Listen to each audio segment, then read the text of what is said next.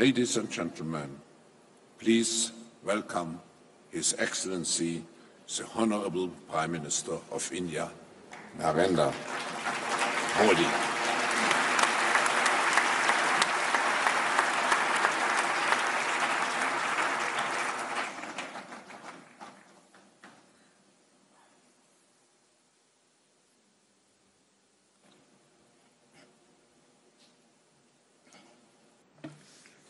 His Excellency, His Excellency, President of the Swiss Federation, Honorable Heads of the State and Government, world economic forum के संस्थापक और कार्यकारी अध्यक्ष श्रीमान clause Schwab, विश्व के वरिष्ठ और प्रतिष्ठित उद्यमी, उद्योगपति और सीईओज, मीडिया के मित्रों, देवियों और सज्जनों, नमस्कार।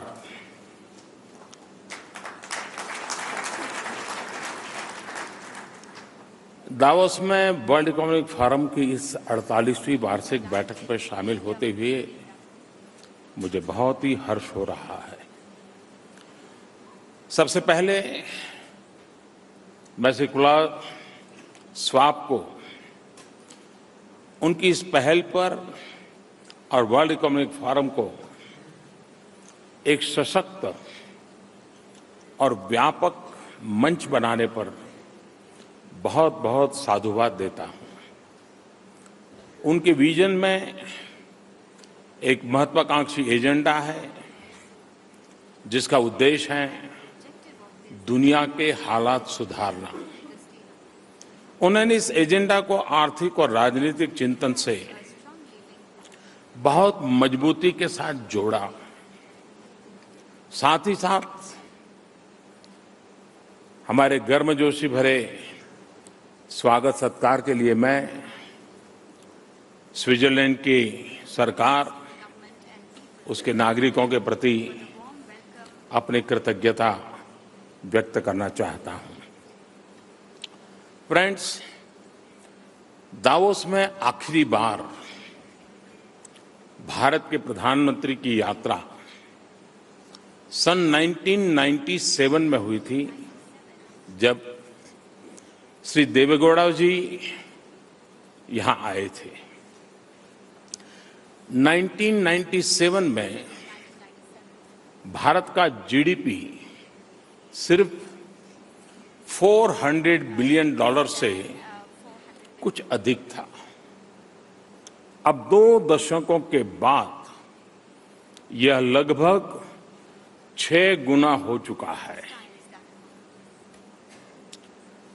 उस वर्ष इस फोरम का विषय था बिल्डिंग द नेटवर्क सोसाइटी। आज 21 साल बाद टेक्नोलॉजी और डिजिटल एज की उपलब्धियां और प्राथमिकताओं को देखें तो 1997 वाला वो विषय ऐसा लगता है सदियों पुराना कोई युग की चर्चा थी।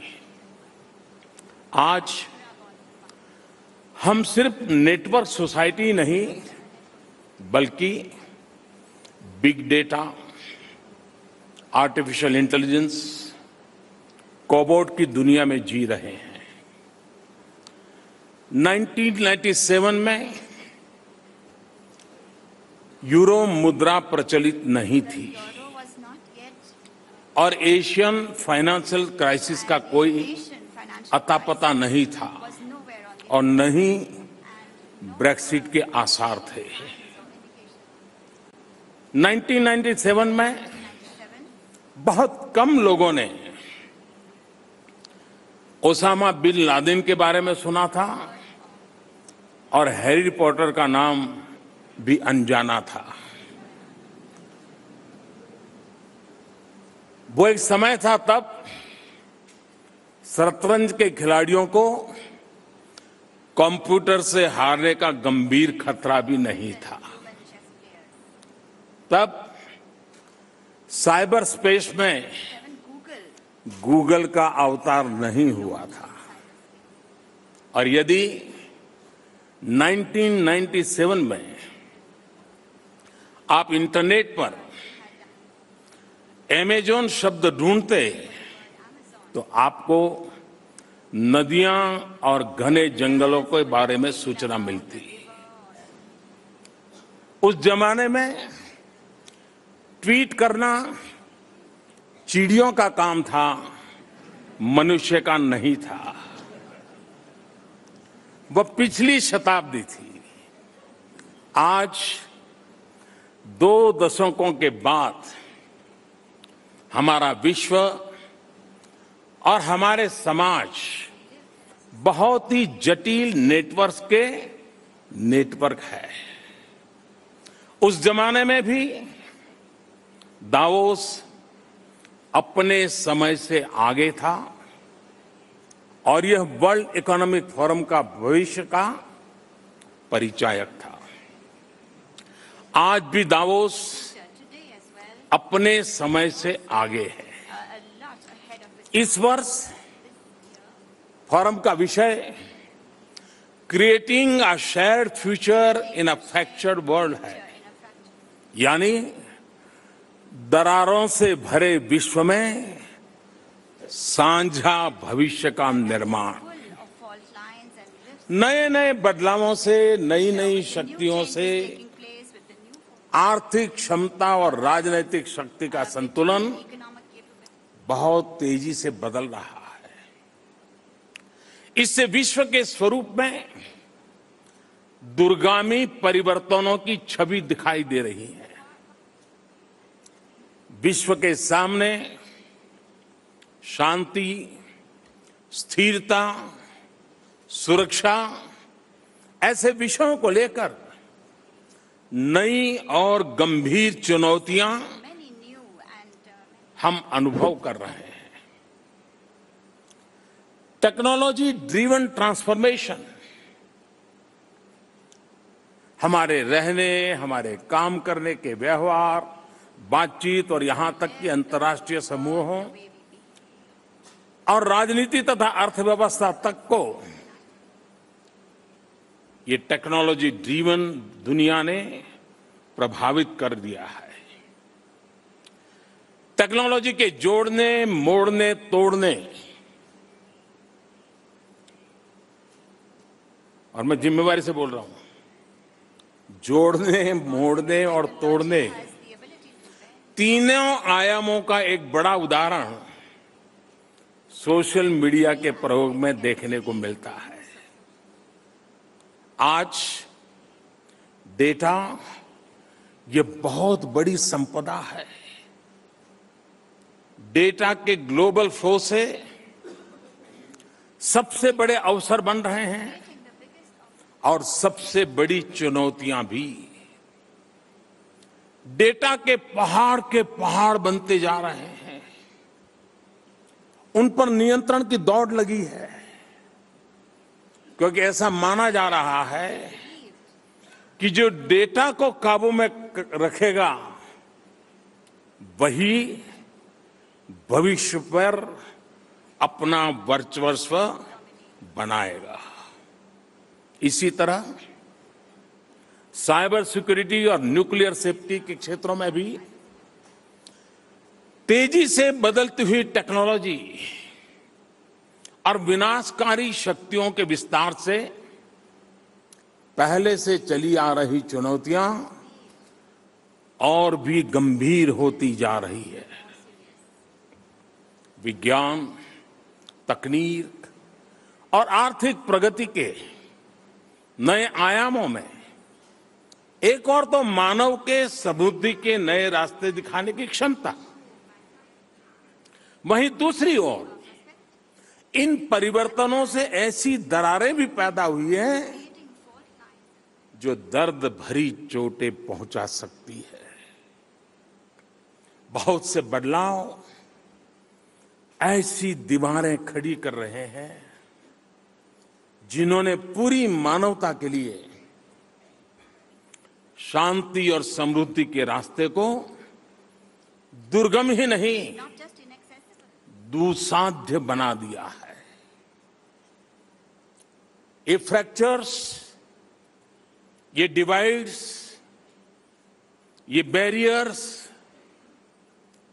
विकास के अभाव की ही, गरीबी की ही, बेरोजगारी की ही, अवसरों के अभाव और प्राकृतिक तथा तकनीकी संसाधनों पर आधिपत्य की है।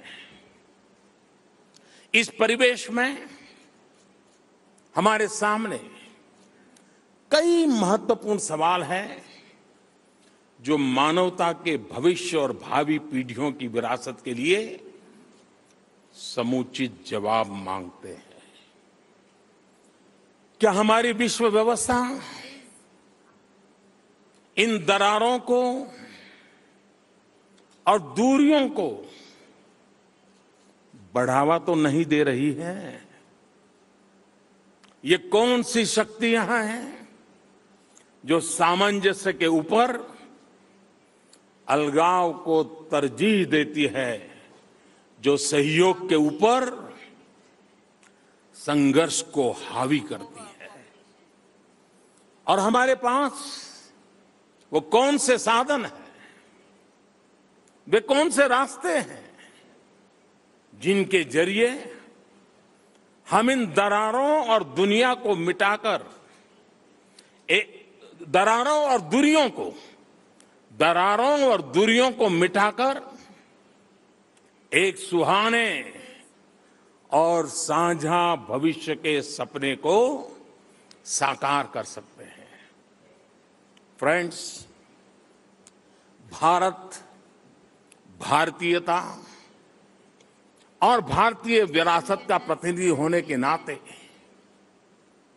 मेरे लिए इस फोरम का विषय जितना समकालीन है as contemporary, उतना ही समयातीत भी है।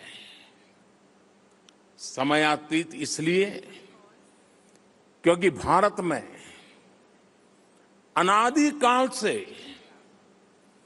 हम मानव मात्र को जोड़ने में विश्वास करते आए हैं, उसे तोड़ने में नहीं, उसे बांटने में नहीं। हजारों साल पहले संस्कृत भाषा में लिखे गए ग्रंथों में भारतीय चिंतकों ने जो कहा है और जिसका उल्लेख अभी प्रोफेसर स्वाब ने अपने भाषण में किया, और वो है, भारतीय चिंतकों ने कहा है, वसुधैव कुटुंबकम, यानी पूरी दुनिया एक परिवार है। तत्वतः हम सब एक परिवार की तरह बंधे हुए हैं। हमारी नियतियों में एक साझा सूत्र हमें जोड़ती है।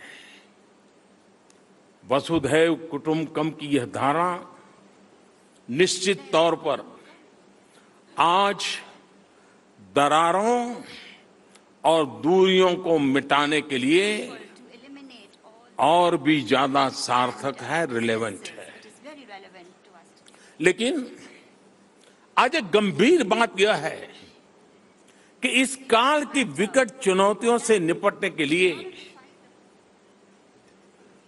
हमारे बीच सहमति का अभाव है।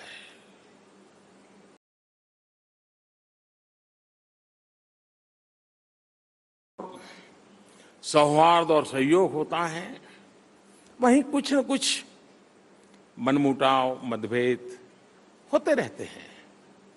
लेकिन परिवार का प्राण, उसकी प्रेरणा यही भावना होती है कि जब साझा चुनौतियां सामने आए तो सब लोग एकजुट होकर के उनका सामना करते हैं। और एकजुट होकर उपलब्धियों और आनंद के हिस्सेदार बनते हैं। परंतु चिंता का विषय है कि हमारे विभाजनों ने, दरारों ने इन चुनौतियों के खिलाफ मानव जाति के संघर्ष को और भी कठिन और भी कठोर बना दिया है। फ्रेंड्स, जिन चुनौतियों की ओर मैं इशारा कर रहा हूं, उनकी संख्या भी बहुत है और विस्तार भी बहुत व्यापक है। लेकिन मैं यहां समय की सीमा को देखते हुए सिर्फ 3 प्रमुख चुनौतियों का जिक्र करना चाहता हूं, जो मानव सभ्यता के लिए सबसे बड़े खतरे पैदा कर रही है। पहला खतरा है क्लाइमेट चेंज का। ग्लेशियर्स पीछे हटते जा रहे हैं, आर्कटिक की बर्फ पिघलती जा रही है, बहुत से द्वीप डूब रहे हैं या डूबने के कगार पर है। बहुत गर्मी और बहुत ठंड, बेहद बारिश और बाढ़ या बहुत सूखा, एक्सट्रीम वेदर का प्रभाव दिन ब दिन बढ़ रहा है। कल भी आदरणीय राष्ट्रपति जी मुझे कह रहे थे कि इस समय जो बर्फ वर्षा है ये पिछले 20 साल में देखी नहीं गई है। इन हालात में होना तो चाहिए था कि हम अपने सीमित संकुचित दायरों से निकलकर एकजुट हो जाते हैं। लेकिन हम ईमानदारी से अपने आप को पूछे, क्या ऐसा हुआ है क्या? और अगर नहीं तो क्यों? और हम क्या कर सकते हैं, मिलकर के क्या कर सकते हैं जो इन हालात में सुधार हो? हर कोई कहता है कि कार्बन एमिशन को कम करना चाहिए, लेकिन ऐसे कितने देश या लोग हैं जो विकासशील देशों और समाजों को उपयुक्त टेक्नोलॉजी उपलब्ध कराने के लिए आवश्यक संसाधन मुहैया कराने में मदद करने के लिए आगे आते हैं। आपने अनेक बार सुना होगा, भारतीय परंपरा में प्रकृति के साथ गहरे तालमेल के बारे में हमारी संस्कृति, हमारे संस्कार बार बार इस बात को दोहराते हैं। हजारों साल पहले, और मैं आजकल की बात नहीं कर, हजारों साल पहले भारत में, हमारे शास्त्रों में मानव मात्र को पहचान क्या बताई गई? भूमि माता पुत्रो अहम पृथ्व्या। भूमि माता पुत्रो अहम पृथ्व्या, यानी we the human are children of mother earth. यदि हम पृथ्वी का संतान है तो आज मानव और प्रकृति के बीच ये जंग क्यों चल रही है? हजारों साल पहले भारत में लिखे गए सबसे प्रमुख उपनिषद ईशोपनिषद की शुरुआत में ही तत्वदृष्टा हमारे ऋषियों ने अपने शिष्यों से परिवर्तनशील जगत की चर्चा करते हुए कहा था और सूत्र दिया था, तेन तक्तेन भुंजी था मां ग्रदह कस स्विद्धनम, यानी संसार में रहते हुए उसका त्याग पूर्वक भोग करो और किसी दूसरे की संपत्ति का लालच मत करो। 2500 साल पहले 2,500 years ago, भगवान बुद्ध ने अपरिग्रह यानी आवश्यकता के अनुसार इस्तेमाल को अपने सिद्धांतों में प्रमुख स्थान दिया। भारत के राष्ट्रपिता महात्मा गांधी का ट्रस्टीशिप का सिद्धांत भी आवश्यकता यानी नीड के अनुसार उपयोग told us that we need और उपभोग करने के पक्ष में था। ग्रीड पर आधारित शोषण का उन्होंने सीधा विरोध किया था। सोचने का विषय है कि त्याग पूर्वक भोग से how have we moved आवश्यकता अनुसार उपभोग करते हुए अब हम लालच के वश डिटोरिएट होते होते होते अपने सुखों के लिए are only for प्रकृति के शोषण तक पहुंच गए हैं। हमें अपने आप को पूछना होगा कि क्या यह हमारा विकास हुआ है या हमारा पतन हुआ है। हमारे दिमाग की ये दुरावस्था, हमारे स्वार्थ की खौफनाक झलक हमें क्यों आत्मचिंतन पर मजबूर नहीं करती है। अगर हम सोचें तो पाएंगे कि आज पर्यावरण में व्याप्त भयंकर कुपरिणामों के इलाज का एक अचूक नुस्खा है impacts on the environment. प्राचीन भारतीय दर्शन का Ancient Indian philosophy मानव और प्रकृति के बीच सामंजस्य। यही नहीं, इसी दर्शन से जन्मी योग और आयुर्वेद जैसी भारतीय परंपराओं की समग्र पद्धति ने न सिर्फ परिवेश और हमारे बीच के फ्रैक्चर को not only हील कर सकती है, between the environment, लेकिन हमें शारीरिक, मानसिक और आध्यात्मिक स्वास्थ्य mental, और संतुलन भी प्रदान करती है। वातावरण को बचाने और क्लाइमेट चेंज का प्रतिकार करने के लिए एक बहुत बड़ा अभियान, एक बहुत बड़ा लक्ष्य भारत सरकार ने देश के सामने रखा है। subjective. सन 2022 तक हमें भारत में 175 गीगावाट रिन्यूएबल एनर्जी का उत्पादन करना है। Renewable energy. ये बहुत बड़ा लक्ष्य है भारत जैसे देश के लिए। Big target.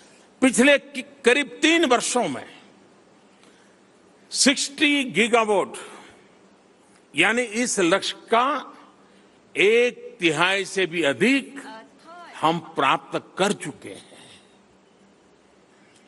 2016 में भारत और फ्रांस ने मिलकर एक नए अंतर्राष्ट्रीय टीटी बेस्ड ऑर्गेनाइजेशन की कल्पना की। यह क्रांतिकारी कदम अब एक सफल प्रयोग में बदल गया है। इंटरनेशनल सोलर अलायंस के रूप में यह पहल आवश्यक ट्रीटी रेटिफिकेशन के बाद अब एक वास्तविकता है। मुझे बेहद खुशी है कि इस वर्ष मार्च में फ्रांस के राष्ट्रपति मैक्रो और मेरे संयुक्त निमंत्रण पर इस अलायंस के सदस्य देशों के leaders All the member countries of नई दिल्ली में होने वाले come to New Delhi. Alliance के पहले समिट में भाग लेंगे।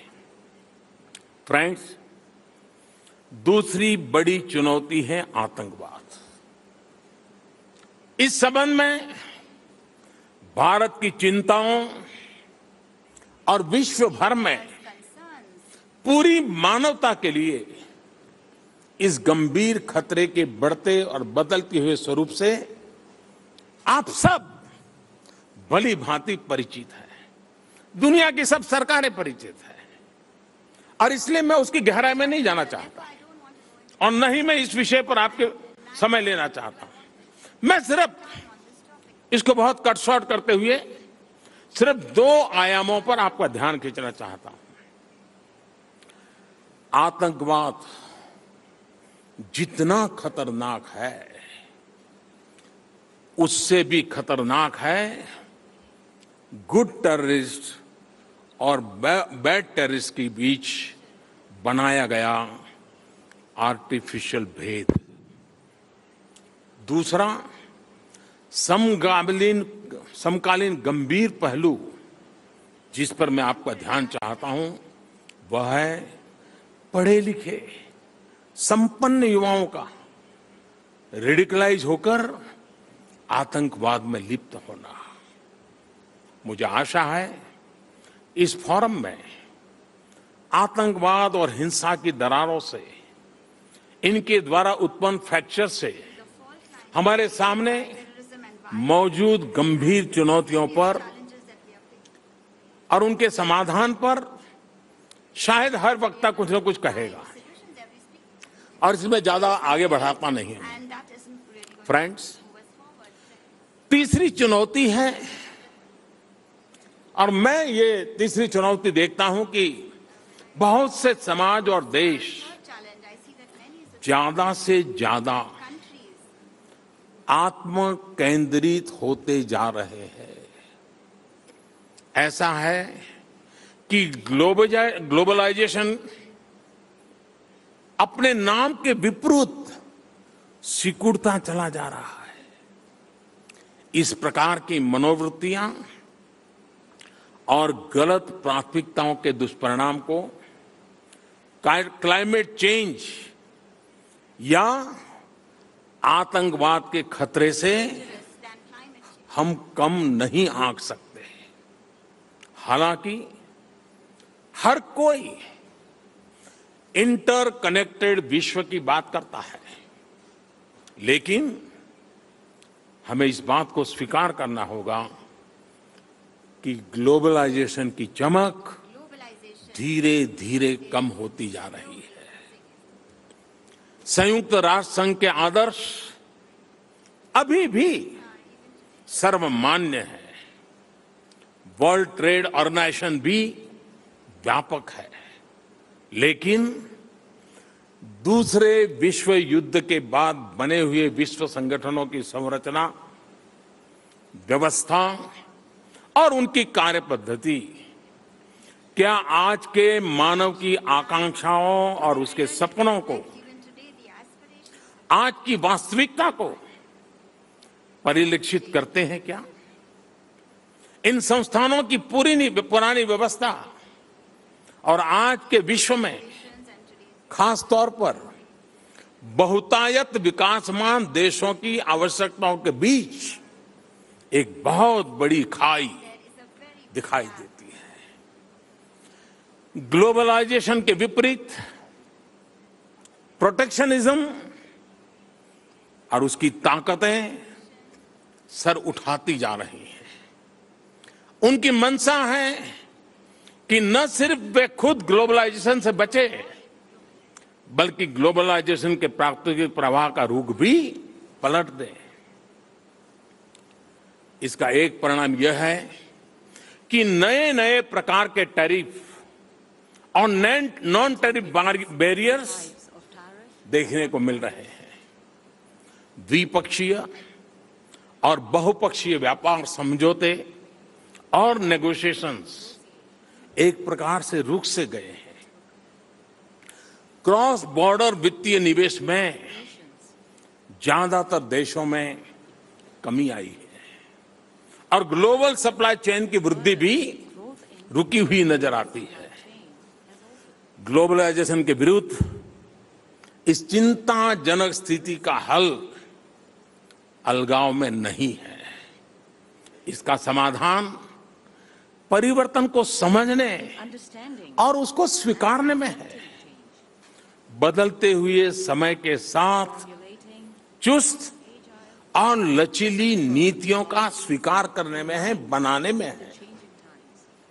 भारत के राष्ट्रपिता पूज्य बापू महात्मा गांधी ने कहा था, मैं नहीं चाहता कि मेरे घर की दीवारें और खिड़कियां सभी तरह से बंद हो। मैं चाहता हूं कि सभी देशों की संस्कृतियों की हवा मेरे घर में पूरी स्वच्छंदता से आ सके, जा सके, लेकिन इस हवा से मेरे पैर उखड़ जाएं, यह मुझे मंजूर नहीं होगा। आज का भारत महात्मा गांधी के इसी दर्शन और चिंतन को अपनाते हुए पूरे आत्मविश्वास और निर्भीकता के साथ विश्व भर से जीवनदायिनी तरंगों का स्वागत कर रहा है। फ्रेंड्स, भारत का लोकतंत्र देश की स्थिरता, निश्चितता और सतत विकास का मूल आधार है। धर्म, संस्कृति, भाषा, वेशभूषा, खान-पान की अपार विविधता से भरे भारत के लिए लोकतंत्र महज एक राजनीतिक व्यवस्था नहीं, बल्कि एक जीवन दर्शन है, जीवन शैली है। हम भारतीय यह भली भांति जानते हैं और समझते हैं कि विविधता की अनेकता को सौहार्द, सहयोग और संकल्प की एकता में बदलने के लिए लोकतांत्रिक परिवेश और स्वतंत्रताओं का महत्व कितना बड़ा होता है। भारत में लोकतंत्र सिर्फ हमारी विविधता का ही पालन पोषण नहीं करता, बल्कि 125 करोड़ से भी अधिक भारतीयों की आशाओं, आकांक्षाओं, अपेक्षाओं और उनके सपनों को पूरा करने के लिए, उनके समुचित विकास के लिए आवश्यक परिवेश, रोडमैप और टेम्पलेट भी प्रदान करता है। लोकतांत्रिक मूल्य और समावेशी आर्थिक विकास और प्रगति में तमाम दरारों को पाटने की संजीवनी शक्ति होती है। भारत के 600 करोड़ मतदाताओं ने 2014 में 2014 में 30 साल बाद पहली बार किसी एक राजनीतिक पार्टी को केंद्र में सरकार बनाने के लिए पूर्ण बहुमत दिया है। हमने किसी एक वर्ग या कुछ लोगों के सीमित विकास का नहीं, बल्कि सबके विकास का संकल्प किया। और मेरी सरकार का मोटो है सबका साथ, सबका विकास। प्रगति के लिए हमारा विजन समावेशी है, हमारा मिशन भी समावेशी है। यह समावेशी दर्शन मेरी सरकार की हर नीति का, हर योजना का आधार है।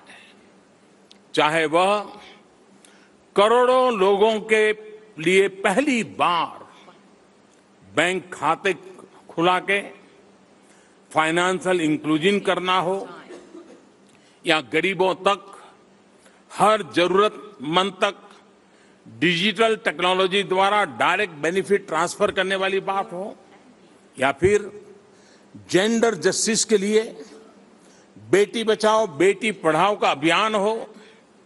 हम मानते हैं कि प्रगति तभी प्रगति है, विकास तभी सच्चे अर्थों में विकास है, जब साथ चलें, सबको लेकर के चलें, सबके लिए चलें। हम अपनी आर्थिक और सामाजिक नीतियों में केवल छोटे मोटे सुधार ही नहीं कर रहे हैं, बल्कि आमूलचूल रूपांतरण कर रहे हैं। हमने जो रास्ता चुना है वो रास्ता है रिफॉर्म, परफॉर्म एंड ट्रांसफॉर्म। आज हम भारत की अर्थव्यवस्था को जिस प्रकार से निवेश के लिए सुगम बना रहे हैं, उसका कोई सानी नहीं है। इसी का नतीजा है कि आज भारत में निवेश करना, भारत की यात्रा करना, भारत में काम करना, भारत में मैन्युफैक्चरिंग करना और भारत से अपने प्रोडक्ट एंड सर्विसेज को from India दुनिया भर को एक्सपोर्ट करना, सभी कुछ पहले की तुलना में बहुत आसान हो गया है। हमने लाइसेंस परमिट राज को जड़ से खत्म करने का प्रण लिया है। रेड टैप हटाकर हम रेड कारपेट बिछा रहे हैं। अर्थव्यवस्था के लगभग सभी क्षेत्र फॉरेन डायरेक्ट इन्वेस्टमेंट के लिए खुल गए हैं। 90% से अधिक में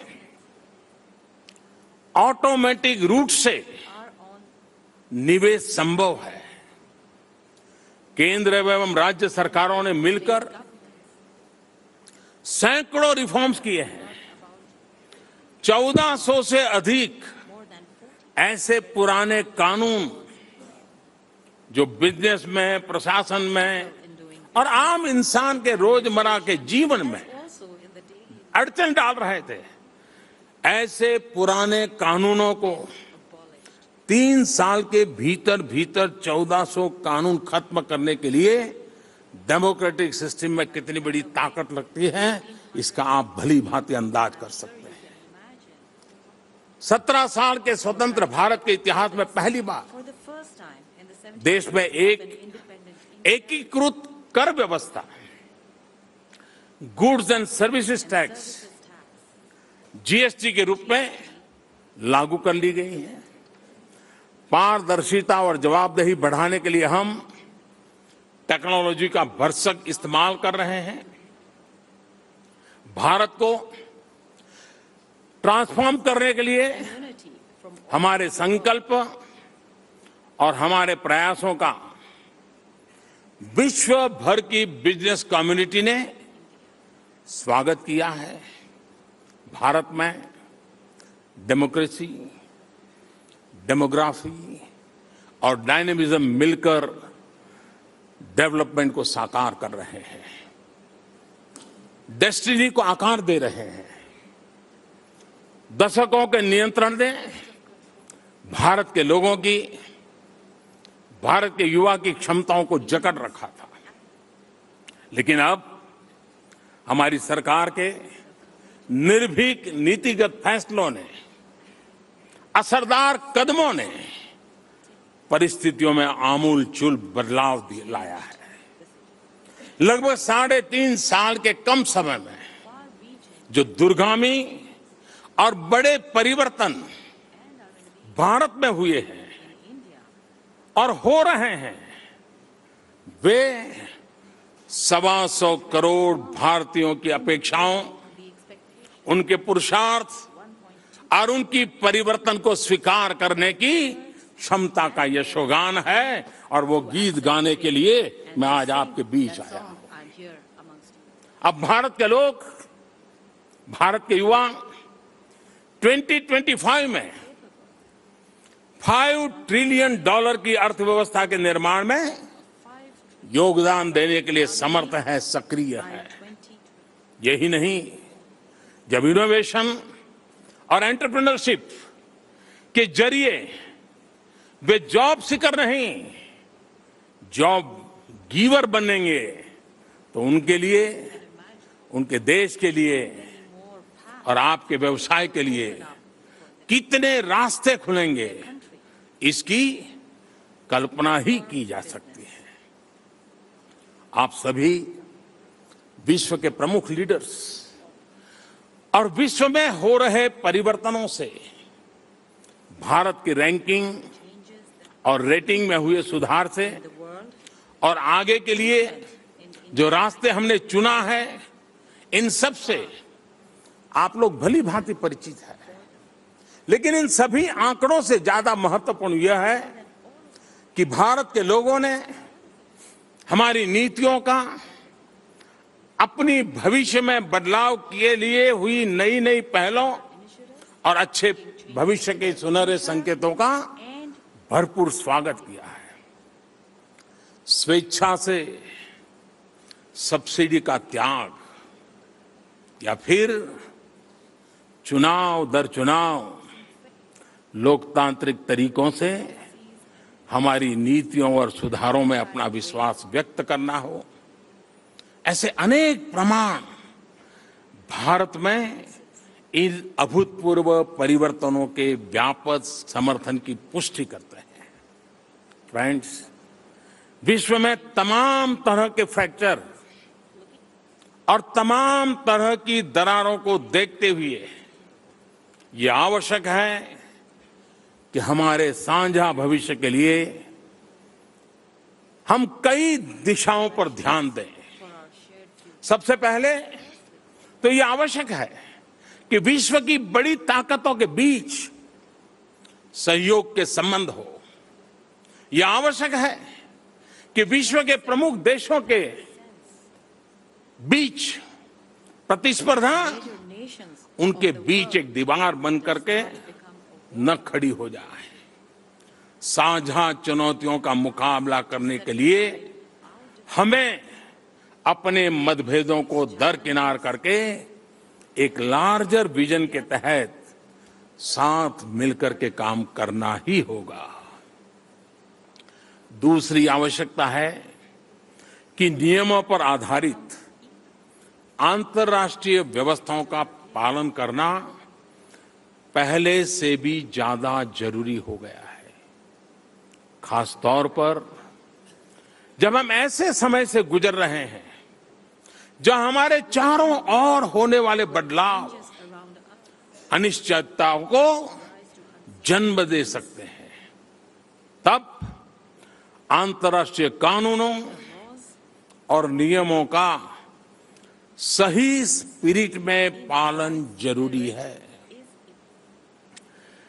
तीसरी महत्वपूर्ण बात यह है कि विश्व के प्रमुख राजनीतिक, आर्थिक एवं सुरक्षा से संबंधित संस्थानों में सुधार की अत्यंत आवश्यकता है। उनमें सहभागिता और लोकतांत्रिकरण को आज की परिस्थिति के अनुरूप बढ़ावा दिया जाना चाहिए। चौथी महत्वपूर्ण बात यह है कि हमें विश्व की आर्थिक प्रगति में और तेजी लानी होगी। इस बारे में विश्व में आर्थिक वृद्धि के लिए हाल के संकेत उत्साहजनक है।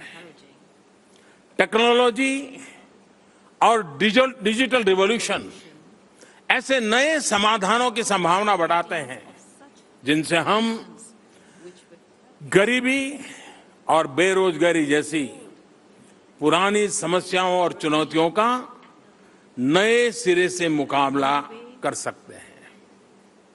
फ्रेंड्स, इस प्रकार के प्रयासों में भारत ने हमेशा सहायता का हाथ आगे बढ़ाया है। आज से ही नहीं, अपनी स्वतंत्रता के समय से ही नहीं, लेकिन पुरातन काल से भारत चुनौतियों का मुकाबला करने में सबके साथ सहयोग का हामी रहा है। पिछली शताब्दी में जब विश्व 2 विश्व युद्धों के संकट से गुजरा, तब अपना कोई निजी स्वार्थ न होते हुए भी, कोई आर्थिक या टेरिटोरियल हित न होते हुए भी भारत शांति और मानवता के उच्च आदर्शों की सुरक्षा के लिए खड़ा हुआ। 1.5 लाख से भी अधिक भारतीय सैनिकों ने अपनी जान न्यौछावर कर दी। ये वही आदर्श हैं जिनके लिए संयुक्त राष्ट्र संघ की स्थापना के बाद भारत ने यूएन पीस कीपिंग ऑपरेशंस में सैनिकों का सबसे बड़ी संख्या में योगदान किया है। ये वही आदर्श हैं जिनकी प्रेरणा और शक्ति हमें it is these ideas संकटों और प्राकृतिक आपदाओं के समय encourage us अपने पड़ोसियों, मित्र देशों और मानव मात्र की सहायता करने के लिए उत्साहित करती है। चाहे नेपाल में भूकंप हो या हमारी दूसरे पड़ोसी या मित्र देशों में बाढ़ हो, तूफान या दूसरी प्राकृतिक आपदा, Friendly neighboring countries, इन सब में भारत ने फर्स्ट रिस्पॉन्डर के रूप में सहायता पहुंचाना अपना सबसे प्रमुख कर्तव्य समझा है। यमन में जब हिंसा की लपटों ने when violence भारत ही नहीं दुनिया के बहुत से देश के नागरिकों को चपेट में लिया, not only India, तो हमने of many अपने संसाधनों के जरिए सिर्फ भारतीयों को ही नहीं, अन्य देशों के लगभग not only 2000 नागरिकों को भी यमन में से सुरक्षित बाहर निकाला। out of Yemen, स्वयं एक विकासशील देश होने के बावजूद भारत डेवलपमेंट कोऑपरेशन में, कैपेसिटी बिल्डिंग में आगे बढ़कर के सहयोग कर रहा है। अफ्रीका के देश हो या भारत के पड़ोसी हो या साउथ ईस्ट एशिया के देश हो या पैसिफिक आइलैंड हो, सभी के साथ हमारे सहयोग की रूपरेखा outlined of और हमारे प्रोजेक्ट्स and our उन देशों की प्राथमिकताओं और जरूरतों के ऊपर आधारित होते हैं। फ्रेंड्स, भारत ने कोई राजनीतिक या भौगोलिक महत्वाकांक्षा नहीं रखी है।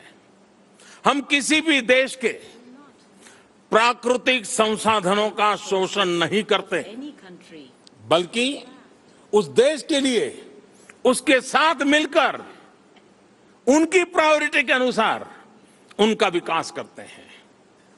भारतीय भूभाग में हजारों साल से continent, विविधता के सौहार्दपूर्ण सहअस्तित्व का सीधा नतीजा यह है कि हम मल्टीकल्चरल संसार में, a multicultural, मल्टीपोलर विश्व व्यवस्था में polar world, विश्वास रखते हैं।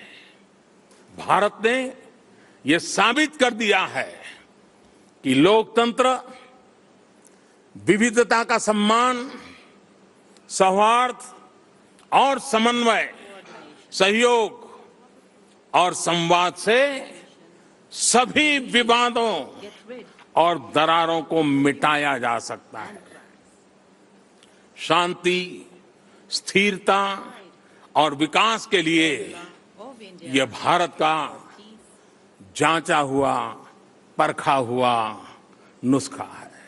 यही नहीं, आप predictable, stable, transparent and progressive India will continue to be the good news in an otherwise state of uncertainty and flux.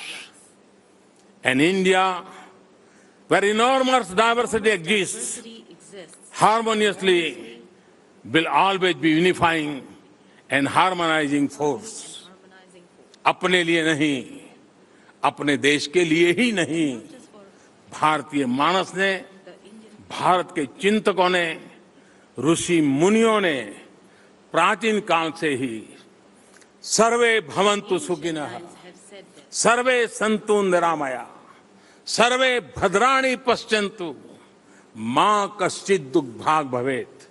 यानी सब प्रसन्न हो, सब स्वस्थ हो, सबका कल्याण हो और किसी को दुख ना मिले, यह सपना हजारों साल से देखा है।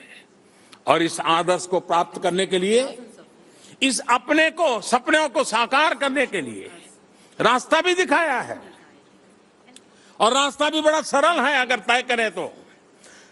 सहना भवतु सहनौ भुनक्तु सह वीर्यं करवावहै तेजस्विनाम वधीयमस्तु मां विद्विषावहै। इस हजारों साल पुरानी भारतीय प्रार्थना का अभिप्राय है Indian prayer कि हम सब मिलकर काम करें, मिलकर के चलें, हमारी प्रतिभाएं साथ साथ खिले और हमारे बीच flourishes together. कभी भी द्वेष न हो। So there are no grudges. पिछली between us. शताब्दी के महान भारतीय कवि और नोबेल पुरस्कार विजेता Nobel laureate गुरुदेव रविंद्रनाथ टैगोर ने एक ऐसे हेवन ऑफ फ्रीडम की कल्पना की, where the world has not been broken up into fragments by narrow domestic walls. आइए हम मिलकर एक ऐसा हेवन ऑफ फ्रीडम बनाए of freedom, जहां सहयोग cooperation, और समन्वय हो, डिवाइड और फ्रैक्चर को जगाना हो। and there should be आइए हम सब साथ साथ दुनिया को उसकी दरारों और अनावश्यक दीवारों से मुक्ति दिलाएं। फ्रेंड्स, भारत और भारतीयों ने पूरे विश्व को एक परिवार माना है। विभिन्न देशों में family. भारतीय मूल के 30 मिलियन लोग रह रहे हैं। जब हमने पूरी दुनिया को अपना परिवार माना है, तो दुनिया के लिए भी हम भारतीय उनका परिवार है। मैं आप सबका आह्वान करता हूं कि अगर आप वेल्थ के साथ वेलनेस चाहते हैं तो भारत में आइए। अगर आप हेल्थ के साथ जीवन की होलनेस Seeking यानी समग्रता चाहते हैं health, that is to तो भारत में आए। अगर आप India. प्रॉस्पेरिटी के साथ पीस चाहते हैं Peace along with तो भारत में आए। आप भारत आए, भारत में हमेशा आपका स्वागत होगा। मुझे आप सबसे बातचीत करने का बहुमूल्य अवसर प्रदान करने के लिए this invaluable world economic forum का, श्रीमान क्लास स्वाब का economic forum. और आप सबका मैं हृदय से बहुत बहुत धन्यवाद करता हूं। नमस्ते।